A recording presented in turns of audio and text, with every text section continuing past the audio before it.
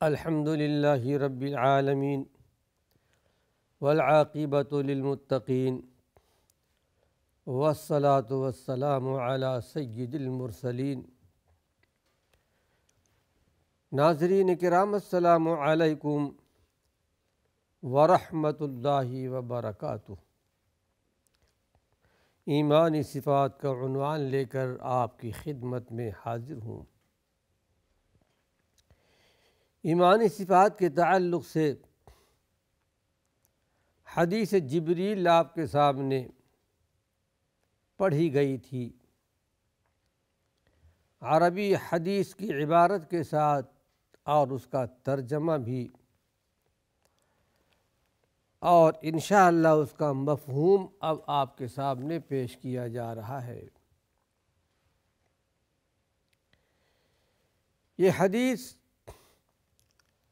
جیسا کہ اسلامی تاریخ میں یہ بات ہمیں ملتی ہے،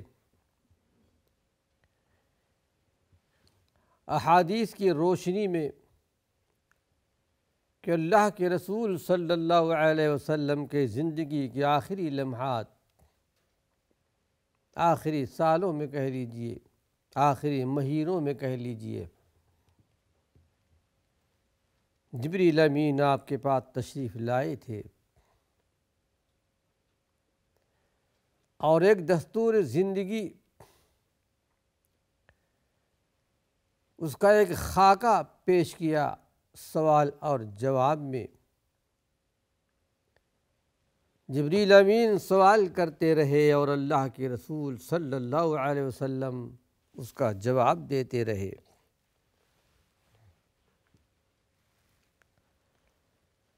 اسلام سب سے پہلے کہ اخبرنی عن الاسلام، بتائیے کہ اسلام کیا ہے، اسلام کا مفہوم کیا ہے۔ بڑی تفصیل کے ساتھ اللہ کے نبی صلی اللہ علیہ وسلم نے ارشاد فرمایا، 5 بنیادی ارکان گنوائے۔ اللہ کی توحید کا اقرار کرنا،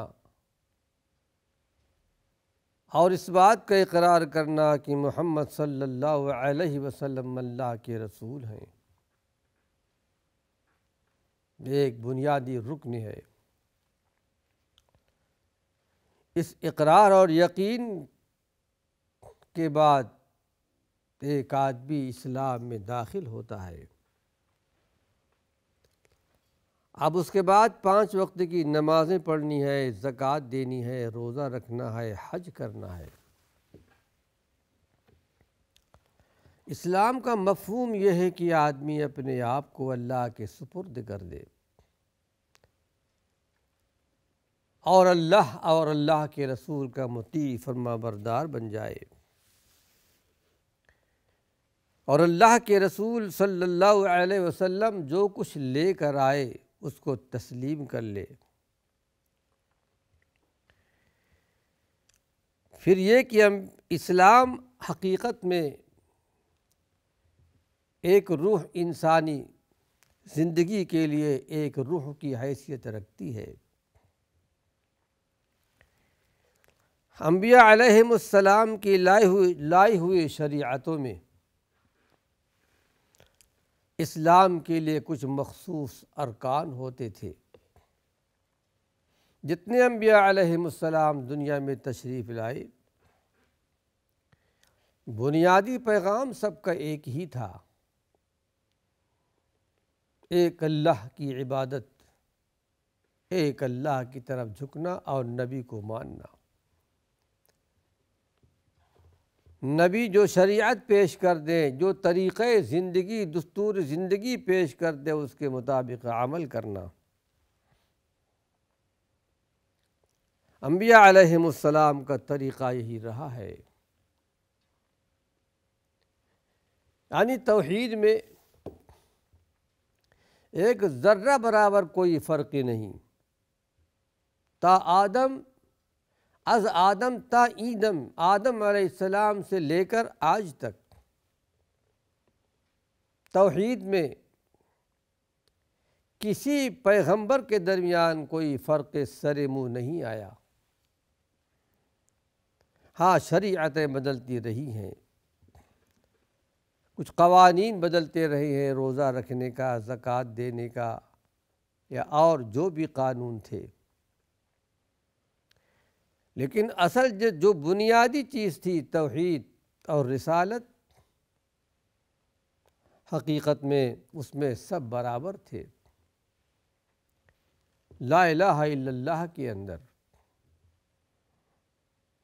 آدم علیہ السلام کون تھے؟ لا الہ الا اللہ، آدم نبی اللہ رسول اللہ۔ لا الہ الا اللہ، نوح رسول اللہ، ہر ایک کے ساتھ اللہ کے رسول لگتا تھا، یہاں تک کہ آخر میں اللہ کے آخری پیغمبر محمد صلی اللہ علیہ وسلم تشریف لائے اور آپ کے توحید کے ساتھ، لا الہ الا اللہ کے ساتھ آپ کا نام لایا گیا، لا الہ الا اللہ محمد الرسول اللہ۔ تو حقیقت اسلام جو ظاہر ہوتی ہے وہ کچھ مخصوص ارکان ہوا کرتے تھے، اور اللہ کے رسول صلی اللہ علیہ وسلم جو خاتم النبیین، تمام نبیوں کے خاتم، آپ کے بعد کوئی نبی نہیں آئے گا۔ تو آپ نے جو زندگی کا آخری اور مکمل دستور پیش کیا اپنی امت کے سامنے، اور حقیقت میں یہ اللہ کی طرف سے، شریعت آپ کی نہیں تھی، اللہ کی طرف سے، قانون آپ کا نہیں تھا، قانون اللہ کی طرف سے، جو کچھ بیان کرتے تھے اپنے جانب سے نہیں۔ وما ينطق عن الهوى ان هو الا وحی یوحی، ہمارے پیغمبر اپنے جانب سے کچھ نہیں بولتے مگر وہی جو آپ پر وحی کی جاتی ہے۔ دو قسم کی وحی آپ پر نازل ہوتی رہی، وحی مطلوع، وحی غیر مطلوع۔ ایک وحی جس کی تلاوت کی جاتی ہے، جیسا کہ قرآن مجید فرقان حمید ہمارے سامنے ہے۔ ایک اور وحی آپ پر کی جاتی تھی جس کی تلاوت نہیں ہوتی، وہ آپ کے فرامین ہیں، آپ کے احکامات ہیں، آپ کی زندگی کا ایک مکمل حصہ ہے۔ اب اس میں توحید خداوندی اور رسالت محمدی صلی اللہ علیہ وسلم کی شہادت ہے، نماز ہے، روزہ ہے، حج ہے، زکوٰۃ ہے، اسے ارکان اسلام قرار دے دیا گیا۔ یہ 5 چیزیں جن کو آپ نے یہاں اس حدیث میں اسلام کے جواب میں بیان فرمایا، جبریل علیہ السلام کے سوال پر، گویا یہی حقیقت میں پے کرے محسوس، اور اس حدیث میں انہی کے ذریعے اسلام کا تعارف کرایا گیا۔ یہ ہے اسلام۔ اب اس کے بعد جبریل امین نے سوال کیا کہ اللہ کے رسول صلی اللہ علیہ وسلم بتائیے کہ مل ایمان، ایمان کیا ہے؟ ایمان کی حقیقت کیا ہے؟ ایمان کا مفہوم بھی اچھی طرح سمجھ لیجئے کہ کسی پر اعتماد کرتے ہوئے اس کی ساری باتوں کو سچ مان لینا، تصدیق کرنا، یہ ایمان کے معانی اور مفہوم ہے۔ لیکن جب دین کی خالص اصطلاح میں ایمان کی حقیقت کے بارے میں سوال کیا جائے گا، پوچھا جائے گا،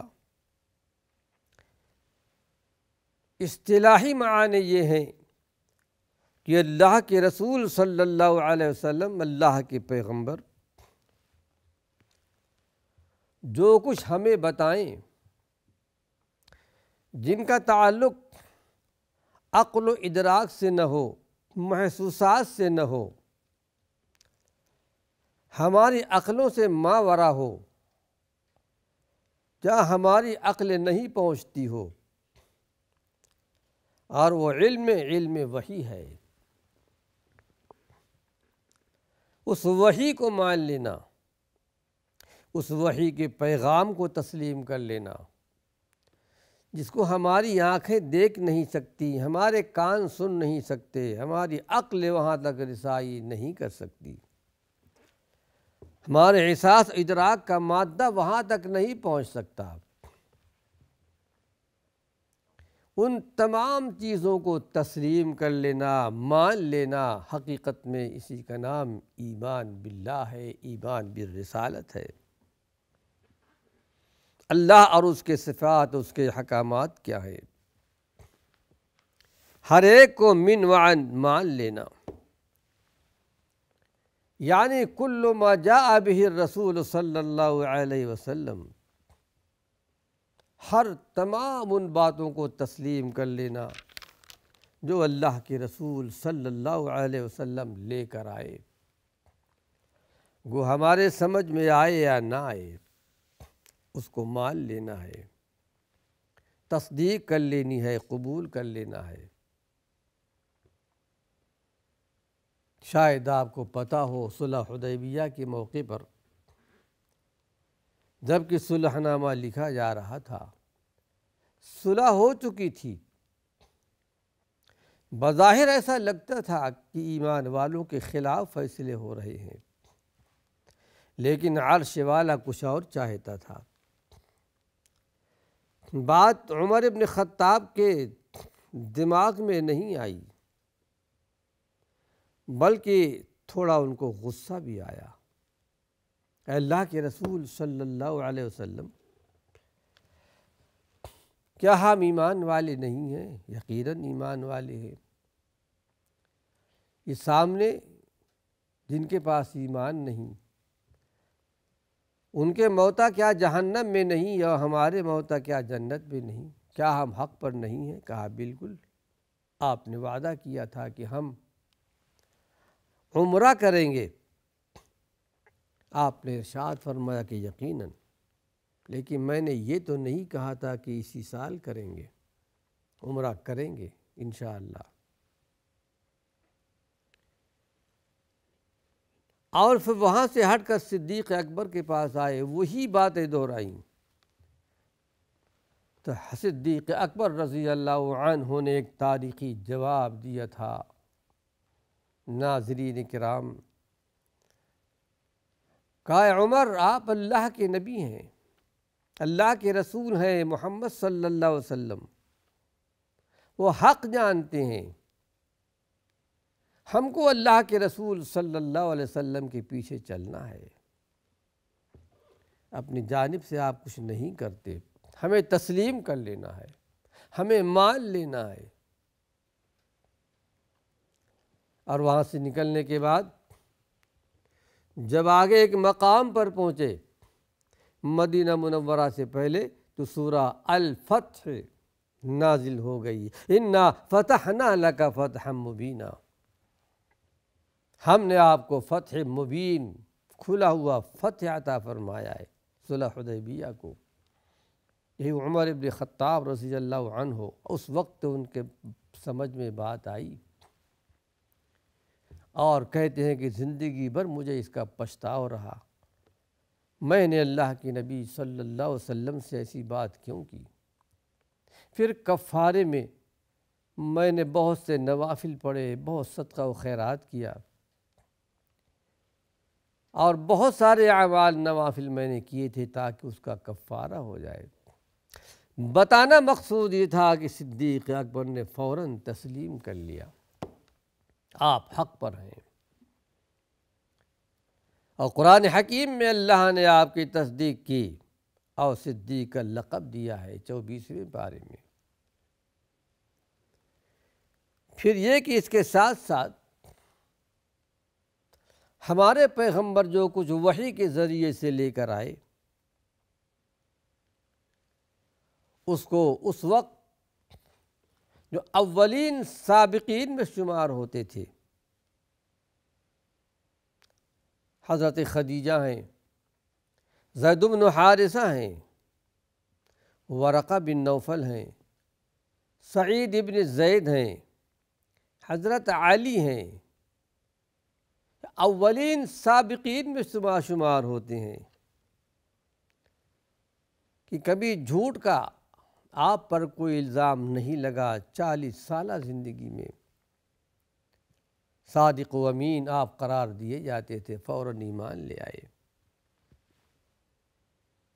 آپ نے دعویٰ کیا کہ میں اللہ کا نبی ہوں،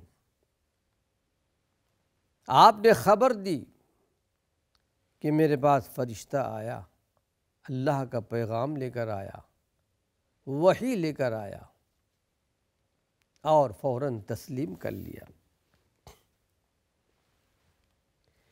پھر یہ کہ جہاں تک تعلق ایمانیات کا ہے، یہی نہیں کہ ہمارے نبی نے جو کہہ دیا ہے اس کو صرف سامنے والے لوگ مان لیں،